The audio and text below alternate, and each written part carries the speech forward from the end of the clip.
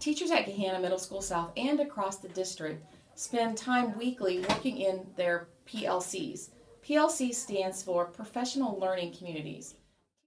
Teachers in a PLC have time to collaborate, work together, and really focus on what our students' learning needs are. PLCs are a district initiative that asks 4 questions.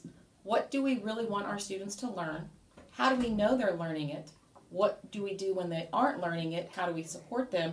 And what do we do when they do know it? How do we stretch and enhance that learning? Like all of a sudden they started putting the inequalities back in, when they had the equal sign. That's interesting.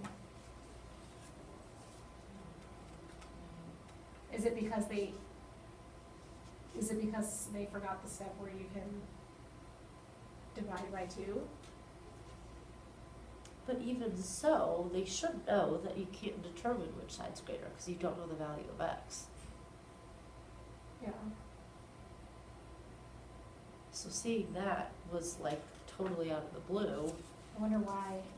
Our teachers are working diligently within our building, sometimes working collaboratively with teachers from Middle School West and Middle School East to spend time weekly to really dive into student work and how to assess, how to stretch, and how to help them in every way. Because at the end of the day, that's really what we need from our students, not just checking off boxes, but really growing our students. Maybe something through formative assessments, students will demonstrate their knowledge, understanding of how groundwater can become contaminated. Okay, so that would be our goal, demonstrate understanding that through groundwater, other spheres become contaminated? Yeah. True? Yeah.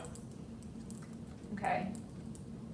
And how might we go about that? Just like a quick entrance or exit slip, something like that? It's the integration of knowledge and ideas, and when you look at their STAR tests, that's always the lowest section on the STAR test. Now, when you looked at how kids tended to answer that, do you understand? Did you figure out like a pattern to why they went to certain answers over others? Half of them got them wrong, and the entire group who answered the question wrong answered C instead of D. D is the correct answer. Okay, and so why do you think they did that?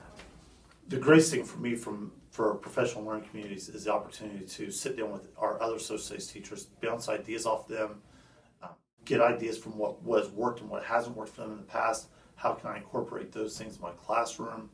Come up with new ideas with each other. Also the opportunity to collaborate about what has worked and hasn't worked when we look at common assessments and what we need to change as far as instruction.